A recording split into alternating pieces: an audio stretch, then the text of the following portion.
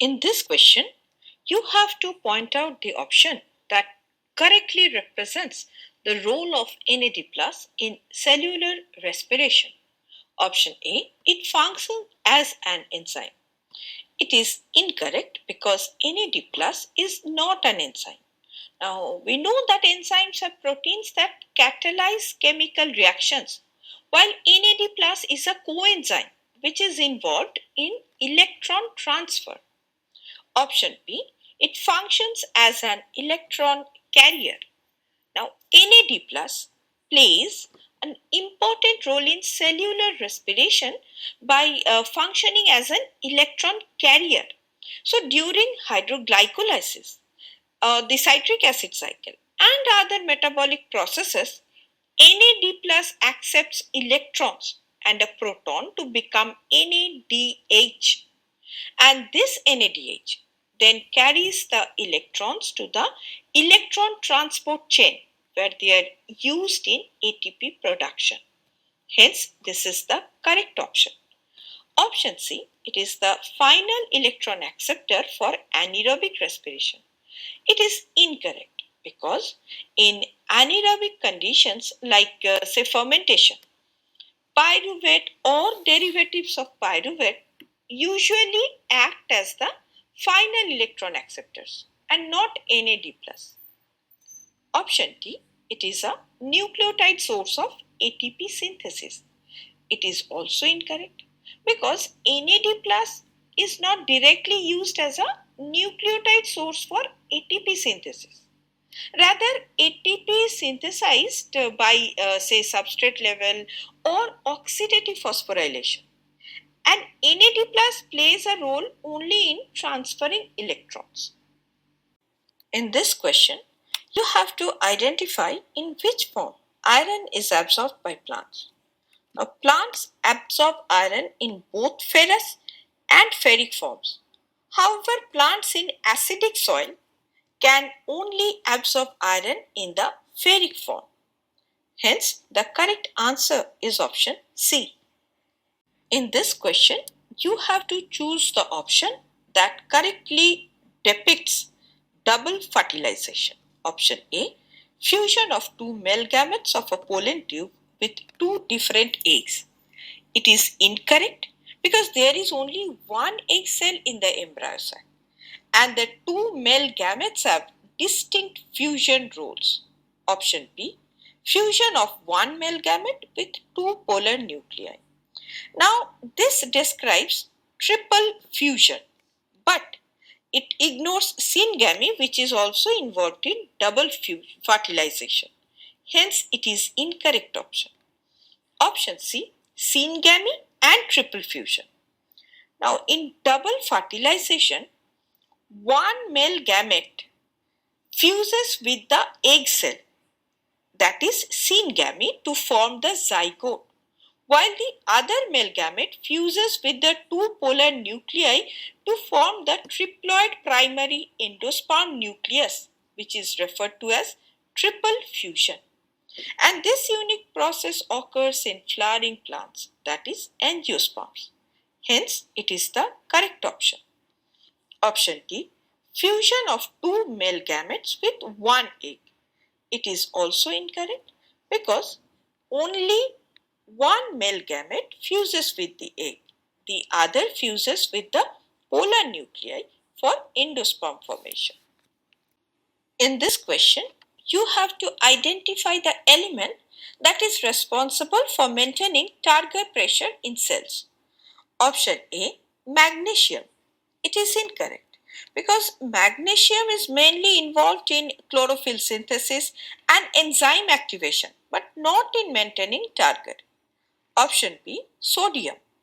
Now, it is also incorrect because sodium is not the primary regulator of targar in most plants, though it can play a minor role in salt tolerant plants. Option C, calcium. Now, it is also incorrect because it is important for cell wall stability and signaling, but it does not directly regulate targar pressure. Option D, potassium. Now, potassium ions help to regulate the movement of water into and out of the cells by influencing the osmotic balance.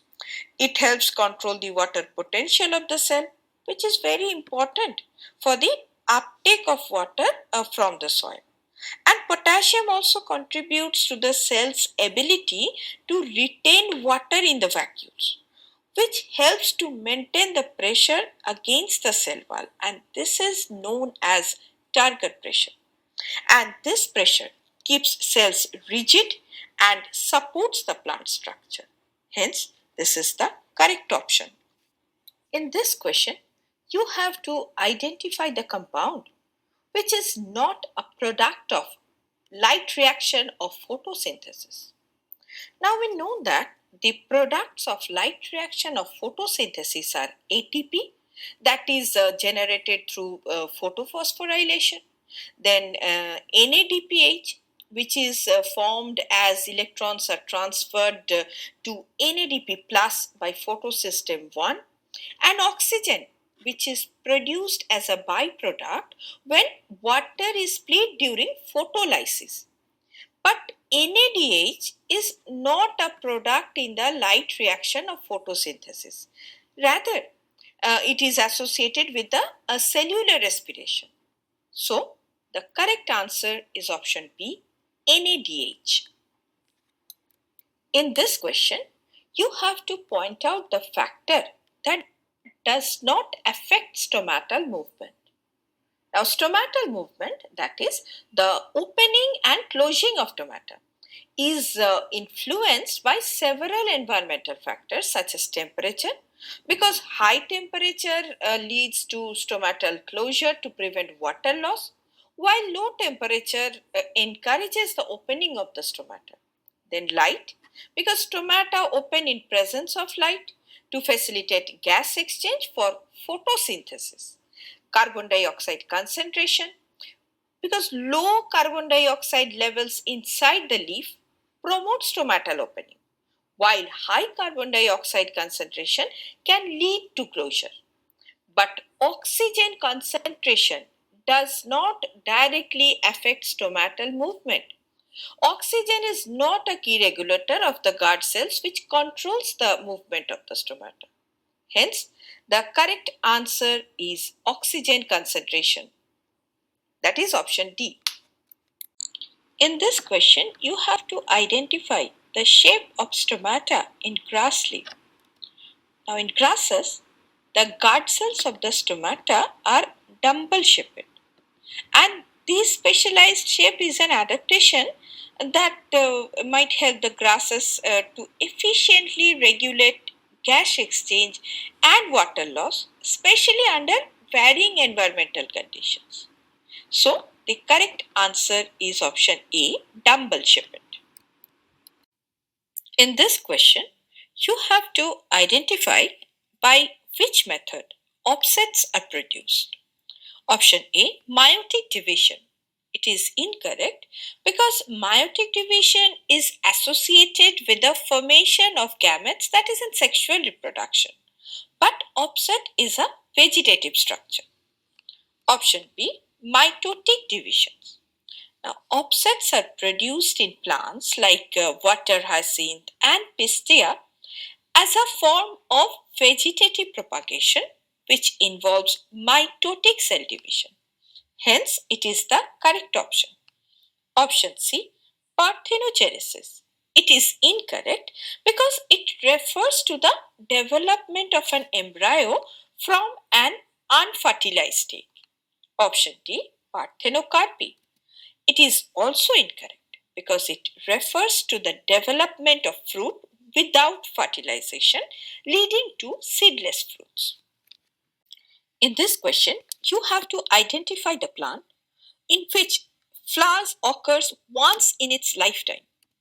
Now, bamboos, which are monocarpic plants, that is, they flower only once in their lifetime, often after several decades, and then they die. And this unique flowering behavior is the characteristic of many bamboos. Hence, this is the correct option.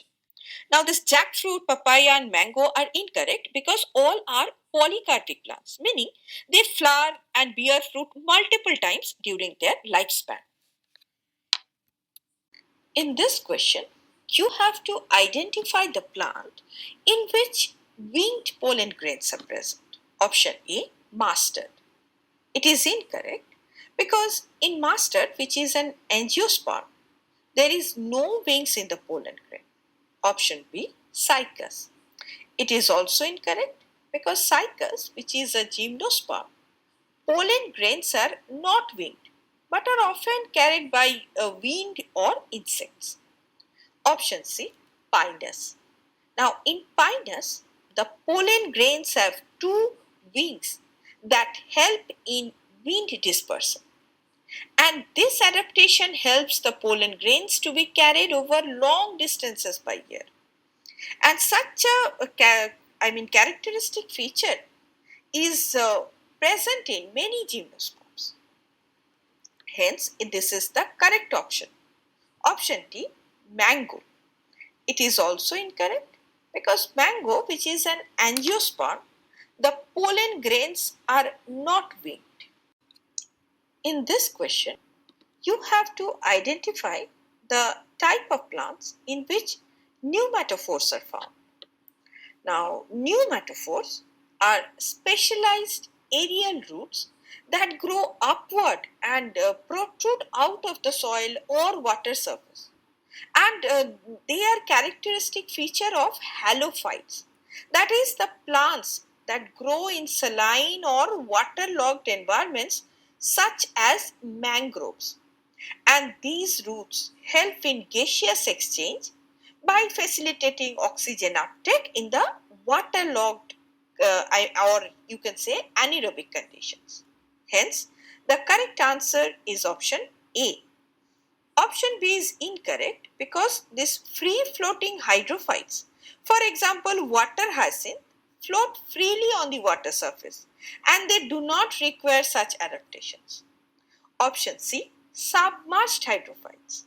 This is also incorrect because these plants, for example hydrilla, are completely underwater and they absorb dissolved gases directly from the water.